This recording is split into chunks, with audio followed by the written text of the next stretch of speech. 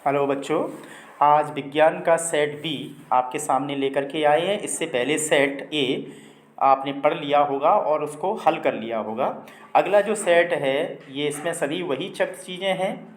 अ, पूर्णांक 75 का है, सेट बी है, ये लिखा हुआ है सेट बी, और इंस्ट्रक्शन वही सभी हैं। यहाँ हम इन सब चीज़ों को न बताते हुए सीधे सीधे क्वेश्चनों को देखते हैं। यहाँ जो सबसे पहला क्वेश्चन है, सही विकल्प चुनिए। इसमें जो पहला क्वेश्चन दिया है कि लोह चूर्ण पर तनु हाइड्रोक्लोरिक अम्ल डालने से क्या होता है, सही उत्तर पर निशान लगाइए। तो यहाँ चार ऑप्शन है। क्लोरीन गैस एवं आयरन हाइड्रोक्साइड बनता है, दूसरा है हाइड्रोजन गैस एवं आयरन क्लोराइड बनता है। तो यही सही है, कौन सा? क्लोरीन गैस और क्लोरीन गैस और हाइड्रोजन गैस और आयरन क्लोराइड बनता है। तो सही आंसर है बी। अगला जो क्वेश्चन है वो दिया है, कोई बिलियन अंडे के पिसे हुए कवच से अभिक्रिया कर एक गैस बनाता है जो चूने के पानी को दूधिया कर देती है। उस बिलियन में क्या है? तो इसका जो सही आंसर है वो क्या है? HCl है। तीसरा जो क्वेश्चन है कि लोहे के फ्राइंग पैन को जंग से बचाने के लिए निम्न में से कौन सी विधि उपयुक्त है? तो यहाँ चार ऑप्शन है, ग्रीस लगाकर, पेंट लगाकर, जिंक की परत चढ़ाकर और सभी। तो इसमें जो सही आंसर है वो क्या है? जिंक की परत चढ़ाकर। अगला है, मनुष्य में वृक्क एक तंत्र का भाग है जो संबंधित है। चार ऑप्शन है, पोषण, श्वसन, उत्सर्जन और परिवहन। तो इसका जो सही आंसर कौन सा? उत्सर्जन। अगला क्वेश्चन है वो है, मस्तिष्क उत्तरदायी है तो सोचने के लिए, हृदय स्पंदन के लिए और शरीर संतुलन के लिए और यहाँ ये सभी। तो इसमें जो सही आंसर है वो क्या है? सभी के लिए। परागकोश में होते हैं बाह्य दल, अंडाशय, अंडक और परागकण। तो इसका जो सही आंसर है वो कौन है? परागकोश में कौन होंगे? परागकण होंगे। तो सही आंसर है परागकण। अगला सातवां है कि किसी गोलीय दर्पण तथा किसी पतले गोलीय लेंस दोनों की फोकस दूरियां -15 सेंटीमीटर हैं। दर्पण तथा लेंस संभवतः हैं। तो इसमें दिए हैं दोनों अवतल, दोनों उत्तल, दर्पण अवतल लेंस, दर्पण उत्तल लेंस अवतल। तो यहाँ जो सही आंसर है वो दोनों कैसे हैं? माइनस में है फोकस दूरी, तो दोनों कैसे हैं? दोनों अवतल। सही आंसर है अवतल। इसके बाद ये जोड़ियाँ दी हैं। तो इसमें एक तरफ आ कॉलम है, दूसरी तरफ बा कॉलम है। तो यहाँ हम जोड़ियाँ मिलाते हैं। सबसे पहले अभिसारी लेंस है, इस अभिसारी लेंस को हम किससे, यानी उत्तल लेंस से मिला देते हैं। वर्ण विक्षेपण है, इसको प्रिज्म से मिलाएंगे। इसके बाद अपसारी लेंस है तो इसको अवतल लेंस से मिलाएंगे। अवतल लेंस से इसको मिला देते हैं, अपसारी को अवतल लेंस से। तारे का टिमटिमाना यानी ये प्रकाश का अपवर्तन है। विद्युत चुंबकीय क्षेत्र तो ये ऑरस्टेड से मिलाते हैं। विद्युत चुंबकीय प्रेरण, इसके बारे में फैराडे ने बताया था, फैराडे से मिला देते हैं।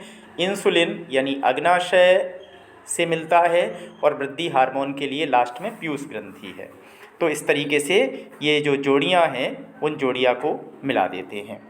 अगला जो क्वेश्चन है वो है, एक शब्द में उत्तर दीजिए। तो यहाँ पहला क्वेश्चन है कि किसी दर्पण की वक्रता त्रिज्या r तथा एवं उसकी फोकस दूरी f में क्या संबंध है? तो यहाँ हम जानते हैं कि जो वक्रता त्रिज्या है वो फोकस दूरी की डबल होती है, दुगनी होती है। तो यहाँ हो जाएगा r = 2f। तो ये पहले का आंसर है, किसी दर्पण की वक्रता त्रिज्या r एवं उसकी फोकस दूरी में संबंध। इसके बाद दूसरा है, तीन प्रतिरोधकों को समांतर क्रम में जोड़ने पर उनके परिणामी तुल्य प्रतिरोध का मान लिखो। तो इसके लिए हो जाता है कि R 1/R = 1/R1 plus 1/R2 plus 1/R3 और डॉट डॉट करके अपन आगे भी बढ़ा सकते हैं। तो ये संबंध है। अगला क्वेश्चन है कि विद्युत परिपथ में प्रतिरोध परिवर्तित करने के लिए प्रयुक्त युक्ति को क्या कहते हैं, यानी उसे क्या कहते हैं। तो यहाँ इसका जो आंसर है वो क्या आ जाएगा, धारा नियंत्रक। अगला जो क्वेश्चन है, अनेक आहार श्रृंखलाओं का एक संयुक्त समूह क्या कहलाता है। तो इसका जो आंसर है वो आंसर क्या होगा, खाद्य जाल या आहार जाल, खाद्य जाल।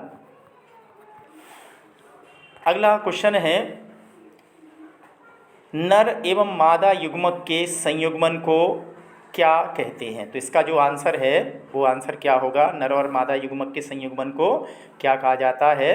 तो इसका आंसर है निषेचन। क्या कहते हैं, निषेचन, निषेचन। अगला क्वेश्चन है, शुद्ध जल का पीएच मान बताइए। तो शुद्ध जल का जो पीएच मान है वो कितना होता है, 7 होता है। शुद्ध जल का पीएच मान 7 है। इसके बाद अगला जो 7वां क्वेश्चन है, इसमें है अयस्कों में उपस्थित मिट्टी एवं रेत की अशुद्धियाँ क्या कहलाती हैं। तो इसका जो आंसर है वो क्या है, गैंग, गैंग कहलाती हैं, गैंग, या धातुमल भी कह सकते हैं, गैंग।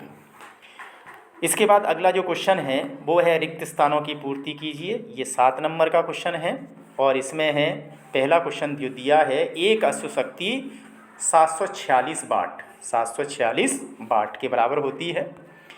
अगला क्वेश्चन है, वे अभिक्रियाएँ जिनमें उत्पाद के साथ साथ ऊष्मा भी उत्पन्न होती है उन्हें कौन सी अभिक्रियाएँ कहते हैं, ऊष्माक्षेपी, ऊष्माक्षेपी अभिक्रियाएँ कहते हैं, ऊष्माक्षेपी अभिक्रियाएँ कहा जाता है। दूसरा है, धातु का उपयोग थर्मामीटर एवं बैरोमीटर में किया जाता है। तो यहाँ क्या हो जाएगा, पारे का उपयोग, पारे धातु का उपयोग। वे सभी प्रक्रम जो सम्मिलित रूप से अनुरक्षण का कार्य करते हैं, तो अनुरक्षण का कार्य करते हैं उनको क्या कहते हैं, कौन से प्रक्रम कहते हैं, उनको कहते हैं जैव प्रक्रम, जैव प्रक्रम कहलाते हैं। अगला है, पीढ़ी दर पीढ़ी विभिन्न लक्षणों का संचरण क्या कहलाता है, आनुवांशिकता कहलाता है, आनुवांशिकता, आनुवांशिकता, आनुवांशिकता कहलाता है। इसके बाद अगला जो क्वेश्चन है, शुद्ध जल विद्युत का कुचालक होता है। आप जानते हैं कि जो शुद्ध जल है वो विद्युत का कैसा है, कुचालक है। तो इसमें क्या आ जाएगा, कुचालक। अगला है, जब पुष्प में पुंकेसर तथा स्त्रीकेसर दोनों जननांग उपस्थित होते हैं तो ऐसे पुष्पों को क्या कहा जाता है, उभयलिंगी पुष्प कहा जाता है, उभयलिंगी पुष्प। तो इस तरीके से ये खाली स्थान हो गए। इसके बाद ये क्वेश्चन है, तो पहला जो क्वेश्चन है वो है, गोलीय दर्पण के वक्रता केंद्र को परिभाषित कीजिए, ये क्वेश्चन है। दूसरा, इसके अथवा में क्वेश्चन दिया है वो है, वास्तविक एवं आभासी प्रतिबिंब में कोई दो अंतर बताइए। क्वेश्चन नंबर 6वां है, मेंडल की प्रभाविता के नियम को लिखो, और इसके अथवा में है, विभिन्नताएं क्या होती हैं।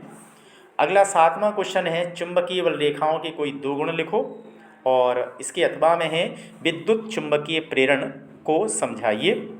क्या है विद्युत चुंबकीय प्रेरण, इसको बताना है। इसके बाद अगला जो क्वेश्चन है, विद्युत परिपथ में उपयोग आने वाले निम्न अवयवों के चिन्ह बनाइए। इनके चिन्ह बनाने हैं किस किस के, एक तो बनाना है विद्युत बल्ब का और दूसरा है विद्युत सेल का। अगला जो क्वेश्चन है अथवा इसके में वो है, विद्युत धारा के ऊष्मीय प्रभाव से आप क्या समझते हैं। ये सभी 2 नंबर के हैं। इसके बाद अगला जो क्वेश्चन है, अम्ल वर्षा किसे कहते हैं, और इसके और में दिया है, परितंत्र किसे कहते हैं। इसके बाद 10वां जो क्वेश्चन है वो है, ऊष्मीय वियोजन अभिक्रिया किसे कहते हैं, उदाहरण दीजिए। और अगला है, प्रकाश वियोजन अभिक्रिया किसे कहते हैं, उदाहरण दीजिए। क्वेश्चन नंबर 11 है, यसद लेपन से आप क्या समझते हैं, और इसके और में है, एनोडीकरण क्या है। और क्वेश्चन नंबर 12वां है, स्नेल का नियम लिखिए, और इसके अथवा में है, लेंस की क्षमता से आप क्या समझते हैं, इसकी इकाई लिखिए। क्वेश्चन नंबर 13 है, अमोनिया अणु की इलेक्ट्रॉन बिंदु संरचना बनाइए, और अथवा इसके अथवा में है, सल्फर अणु के इलेक्ट्रॉन बिंदु संरचना बनाइए। क्वेश्चन नंबर 14 है, रक्तदाब किसे कहते हैं, इसे किस यंत्र से मापा जाता है, और इसके अथवा में है, उत्सर्जन किसे कहते हैं, मनुष्य के उत्सर्जी पदार्थ का क्या नाम है।